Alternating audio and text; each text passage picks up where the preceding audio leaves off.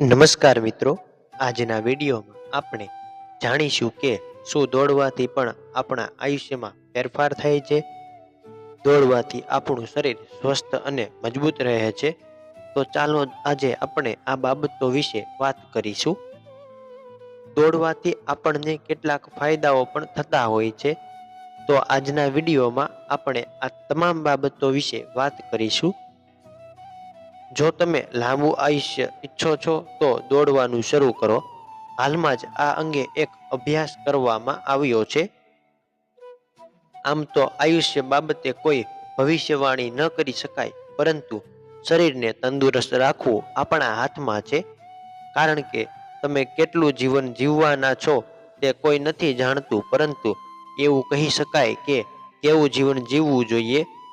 વાસ્તવમાં એવી કોઈ જાદુઈ તાકાત નથી કે તમારું આયુષ્ય વધારી દેવાય, પરંતુ ખરેખર જો આપણે સ્વસ્થ જીવન જીવવું હોય તો કેટલીક બાબતોનું આપણે પોતે જ ધ્યાન રાખવું પડશે. ફિટનેસના તમામ માપદંડોમાં દોડવું એ સૌથી સરળ છે.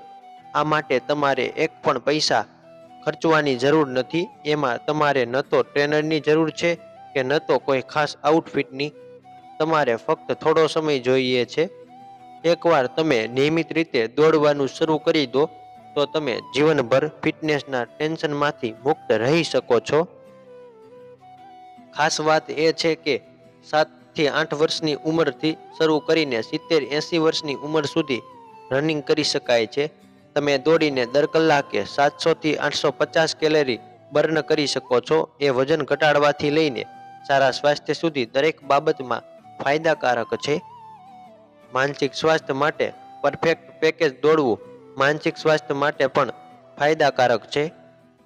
International journal of research and public હેલ્થમાં પ્રકાશિત થયેલા આ અભ્યાસ મુજબ દોડવાથી આપણા માનસિક સ્વાસ્થ્ય પર ઊંડી અસર પડે છે. એનાથી માનસિક કઠોરતા આવે છે અને તણાવ ઓછો થાય છે. દોડવાના શારીરિક સ્વાસ્થ્ય લાભો વિશે તમે ઘણીવાર વાંચ્યું અને સાંભળ્યું હશે, જેનો મોટો ફાયદો તમારા માનસિક સ્વાસ્થ્ય માટે છે. દોડતી વખતે શરીરમાં એન્ડોર્ફિન નામનો હેપી હોર્મોન નીકળે છે. તેથી દોડ્યા પછી તમે અલગ આનંદ અનુભવશો. આ ઝડપથી બદલાતી દુનિયામાં ઓફિસથી લઈને ઘર સુધીના દરેક ટેન્શનનો સામનો કરવા માટે દોડવું એ બેસ્ટ કસરત છે. દોડવાથી સંબંધો સુધરે છે.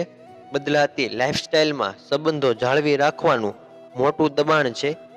ઘણી વખત કપલ વચ્ચે પ્રેમ હોવો જોઈએ એવો હોતો નથી.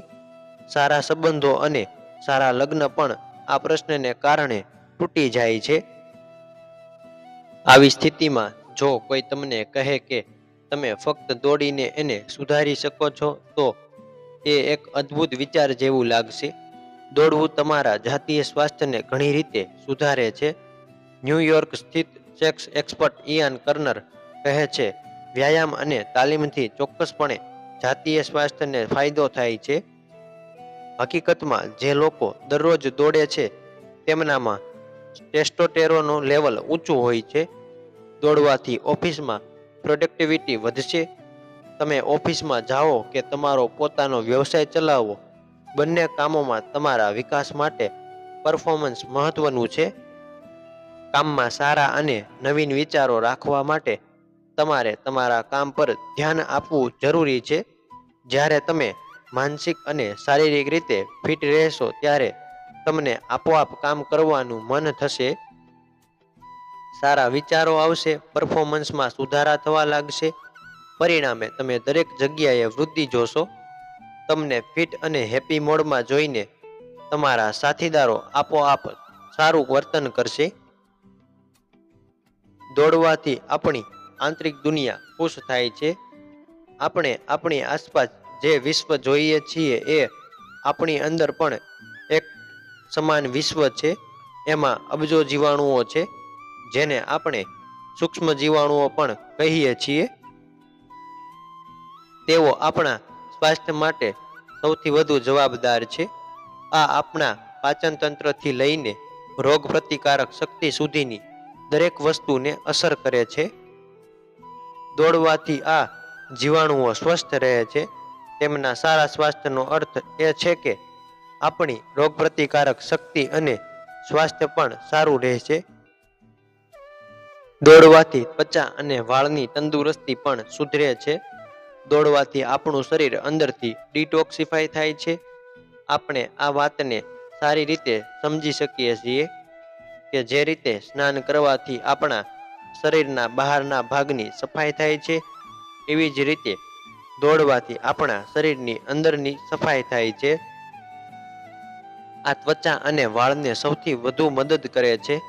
બીજું, ત્વચા અને વાળના સ્વાસ્થ્ય માટે રક્ત પરિભ્રમણ સૌથી વધુ જવાબદાર છે. તમે ઉપર વાંચ્યું હશે કે દોડવાથી રક્ત પરિભ્રમણ સુધરે છે, જેનો અર્થ એ છે કે દોડવાની શરૂઆત સાથે તમારા વાળ અને ત્વચાના સ્વાસ્થ્યમાં પણ સુધારો થશે. ડાયાબિટીસ અને બ્લડ પ્રેશરની સમસ્યા દૂર થશે. વિશ્વમાં મોટા ભાગના દર્દીઓ ડાયાબિટીસ અને બ્લડ પ્રેશરથી પીડિત છે. તમે દોડીને આ બંને રોગોને ના કહી શકો. હકીકતમાં નિયમિત દોડવાથી તમારી ઇન્સ્યુલિનની સંવેદનશીલતામાં સુધારો થાય છે. એનાથી બ્લડ શુગર લેવલ આપોઆપ ઘટી જાય છે. હૃદય રહેશે સ્વસ્થ. દરરોજ માત્ર 10 મિનિટ દોડવાથી હૃદયનું સ્વાસ્થ્ય સારું રહે છે. આનાથી બ્લડ પ્રેશર કંટ્રોલમાં રહે છે અને હૃદયની કામગીરી સુધરે છે. સ્નાયુઓ ઝડપથી લોહી પંપ કરે છે, જે હૃદયને સ્વસ્થ રાખે છે. તેથી તમારે દરરોજ થોડી મિનિટો માટે દોડવું જોઈએ.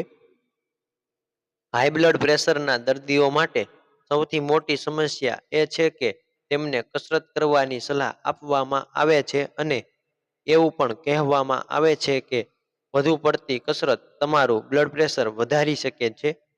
આ માટે મધ્યમ દોડ બેસ્ટ વિકલ્પ સાબિત થાય છે. તમે દરરોજ મધ્યમ દોડ કરીને આ સમસ્યાનો સામનો કરી શકો છો.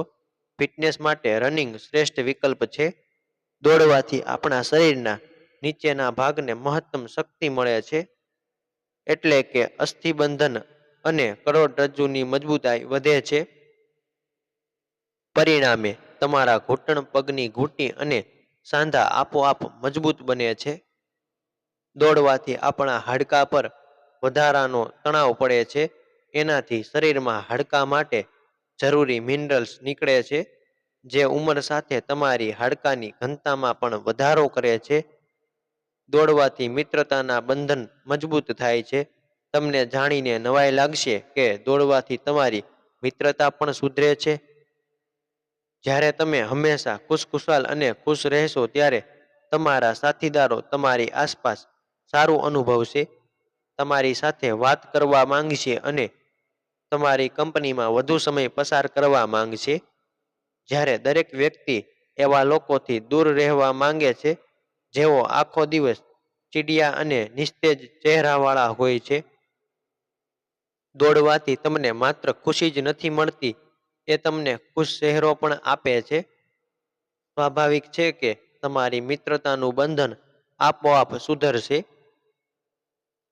તો મિત્રો, અમારો વિડીયો પસંદ આવ્યો હોય તો વિડીયોને લાઈક કરી ચેનલને સબસ્ક્રાઈબ કરી લેજો અને બેલ આઇકોનને ઓલ પર સેટ કરી દેજો, જેથી આવી અવનવી માહિતી આપને સમયસર મળતી રહે. જે મિત્રો વિડીયોને અંત સુધી નિહાળી રહ્યા છે તેમનો ખૂબ ખૂબ આભાર.